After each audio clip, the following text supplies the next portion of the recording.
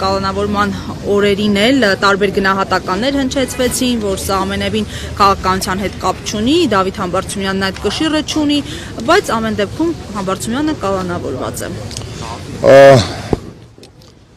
Նախ եւ առաջ ուզում եմ իմ լիակատար աջակցությունը հայտնեմ եւ Դավիթին Համբարձումյան եւ Հայաստանում այսօր բանտարկված բոլոր քաղաքական բանտարկյալներին, ուզում եմ իմ համերաշխությունը կրկնել Նարեկ Սամսոնյանին, ով հիմա հացադուլի մեջ է նաեւ քաղաքական հետապնդման արդյունքում։ Իհարկե նաեւ մեր համերաշխությունը հայտնենք Բաքվի բանտերում նստած մեր հայրենակիցներին, որովհետեւ իրականում այս գործերը նորից կրկնեմ, որ փոխկապակցված են, պարզապես Նիկոլն ու Ալիևը որոշել են, թե հայերի որ մասը պետք է նստի Բաքվում եւ Արցախի ռազմաքաղաքական ղեկավարությունը նստեց Բաքվում, մյուս մասով պետք է նստի եւ դատվի Հայաստանում, Դավիթը եւ մնացած տղաները, սրբազանները, ընտրված այլ համանքապետեր այսօր քաղաքական հայացքների համար հետապնդվում են։ Նույն զավեշտալի է լսել իշխանական քարոզիչների այդ էժանագին պնդումները, որովհետեւ անկեղծ խոսանք, Հայաստանում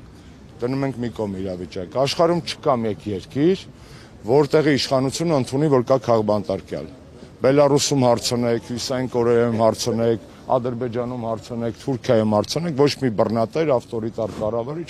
կյանքում չի ասի, որ կա քաղաքական բանտարկյալ, եւ այդքանով կընդգծի, որ այո, քաղաքական բանտարկյալներ կան։ Եվ Հայաստանում անկախ նրանից թե ով ինչա պնդում կամ ով ինչա ծլվելում կամ համեկը ինչ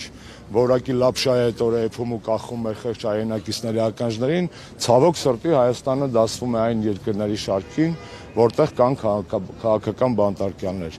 Եռակի զավեշտալի է, որ այդ ամենը տեղի ունենում Եվրոպայի խորհրդի տարածքում, Եվրոպայի խորհրդի անդամ հանդիսացող երկրի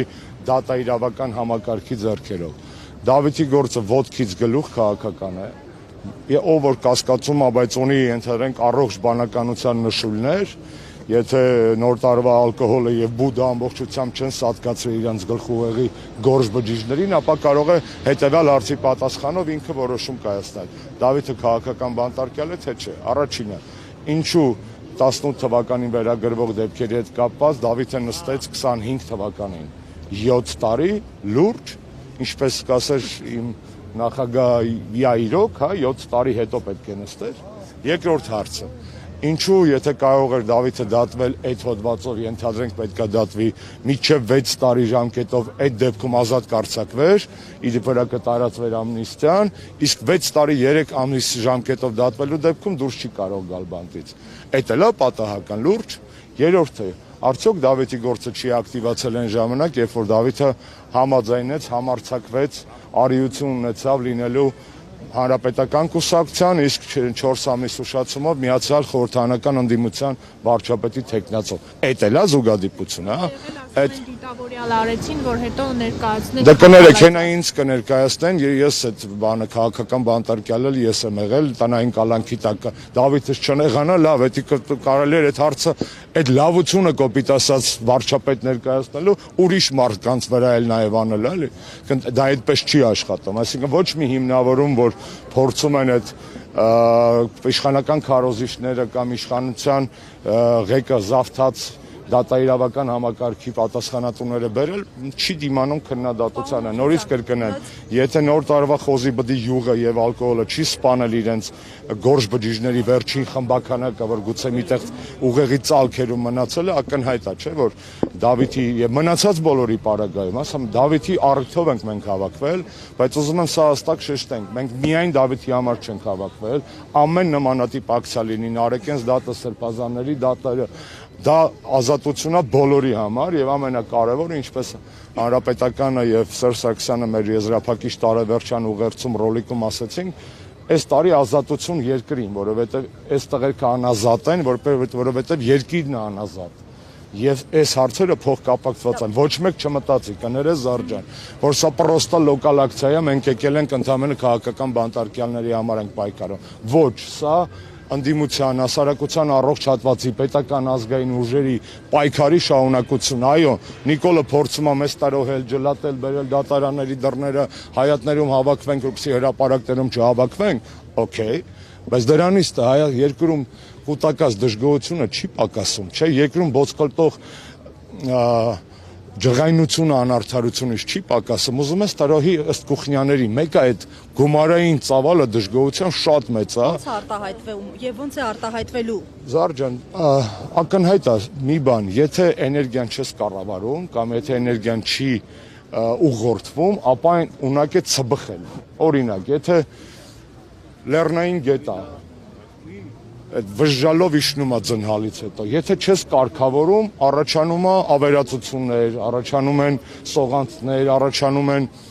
ջրհեղեղներ եւ այլն։ Իսկ եթե կառավարում ես, դառնում է պիտանի էներգիա արտադրողը։ Նույնը քաղաքական էներգիայի մասին է։ Այո, այսօր գուցե ընդդիմությունը որպես միացյալ ատոմակայան չի այս էներգիան չի կարողացել կամ դեռ չի ուզում կամ դա առանձին հարց է ուղղորդել մեկ ուղղությամբ, բայց այս էներգիաները չեն պակասել, չէ։ Մենք գիտենք, որ 20 թվականի նոյեմբերի 9-ից հետո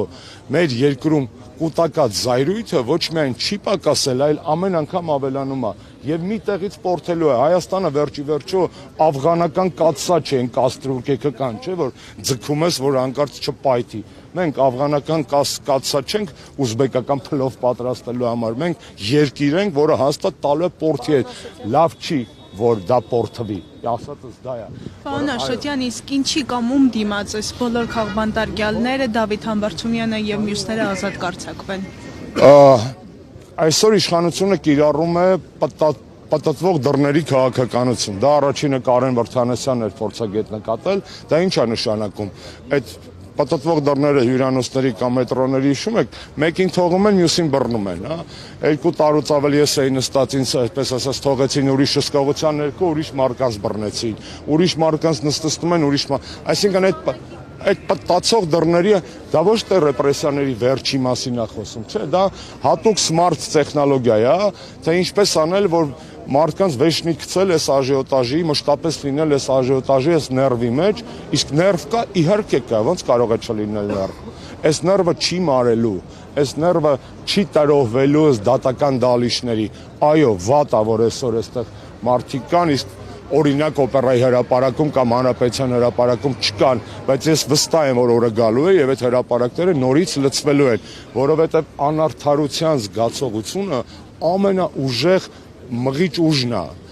Անկամ եթե ազնիվ խոսենք, 18 թվականին էլ, չէ, իրադարձությունների մի մասը պայմանված է նրանով, որ ժողովրդի մի մասի մոտ կար անարդարության զգացողություն, կապ չունի ճիշտ թե սխալ, սրսկված թե բնական, չոփը գերան դարձրած թե չէ, դնում է մի կողմ, ազնիվ խոսում ենք, անարդարությունը Հայաստանում միայն ավելանում է, հետևաբար Նիկոլ Փաշինյանի իշխանության վերջ տալու բոլոր հավանական, այսպես ասած, մեթոդները ցավոք սրտի ոչ միշտ, որտեղ ես որպես քաղաքագետ տեսնում եմ, որ եթե ինքը լավով չի գնում, խնդիրներ առաջանում, իսկ այդ գոլոշին թողելու քաղաքականությունը չի աշխատում։ 21 թվականին ընտրություններ կազմակերպեց, ափալ-թափալ, հրատապ, մենք էլ ասում ենք պետք չի դրանց մասնակցել։ Ինչի համար էին այդ ընտրությունները։ Գոլոշի թողելու։ Եղան ընտրությունները, ինքը վերան նշանակվեց։ Գոլոշին մարեց երկրում։ Սաղ ընկավ իր տեղը։ Չէ, որովհետև այդ կոնֆլիկտը մեր ճգնաժամը, մեր դժգոհությունը քաղաքական չի։ Ես որպես հայ եմ ներվայնացած, ես որպես հայ չեմ կարող նորմալ քնեմ, ոնց որ հազարավոր լիքը մարդիկ, եւ ոչ միայն Հայաստանում, Սփյուռքի վիճակը նայեք, բարեկամներ ունեք, կան չեք հարցրեք, օրինակ ես եկել են երևի նոր տարվա, ոնց եք ձեզ զգում, գլուխներդ ինչ աստիճանի այլևս։ Հա, մի բան էլ չէր, որ քթներս ցցած են, բայց լավ չէր քթներս ցցած, քան այսօր այդ մարդիկ իրանց քաղաքներում, հատկապես որտեղ կա ադրբեջանական եւ թուրքական համայնք, գլխիկորեն ման գալի, որ խուսափում են ամենաշարքային ադրբեջանցի վարորդի հետ աչքերով այ կոնտակտ ունենալ։ Այդ ճգնաժամը քաղաքական չի, չէ՞, սա այս ամեն ինչը թասիբի, ներվի, պատվի, արժանապատվության, եսի, զովաս տղերքի, կորցրած Արցախի, այս դրա մասին է։ Չկա, տեսնում եք, թասիբով տղերք են պատասխանում են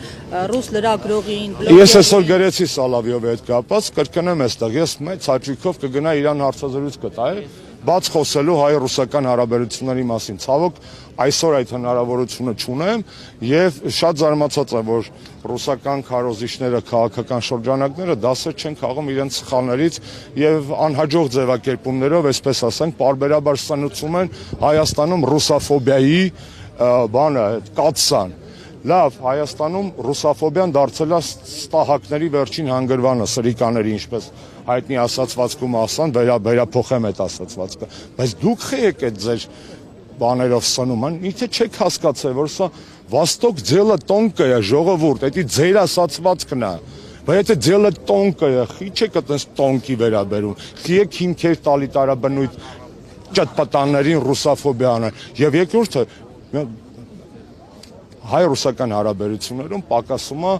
լուրջ ազնիվ բովանդակային սրտացավ զրույց։ Մեր դաշտի մի մասը ցավոք սրտի չափից ավելի սերա, մյուս մասն էլ վճարված ֆոբա։ Ֆոբի եւ սերի արանքում բնականաբար կա ընկերություն, կա ռազմավարական դաշնակցություն, կա համատեղ պատմություն, մշակույթ, ապագա, անցյալ, ամեն ինչ կա։ Եվ այդ երկու բևեռների մեջ, մոլության եւ ատիացության մեջ կորում են հայ-ռուսական հարաբերությունների աղը, կորում է։ Իսկ այդտեղ այո առաջանում են մարդիկ, ովքեր ուզում են իրենց ձեռքերը տաքացնել։ Այդ մարդիկ դες թասիբով եք քո ասացի պես, բայց Էրդողանին բան ասեք, Ալիևին պատասխանեք։ Լավ, Ալիևից վախում եք, առնորդ նախարարին պատասխանեք։ Այսինքն դուք այտենց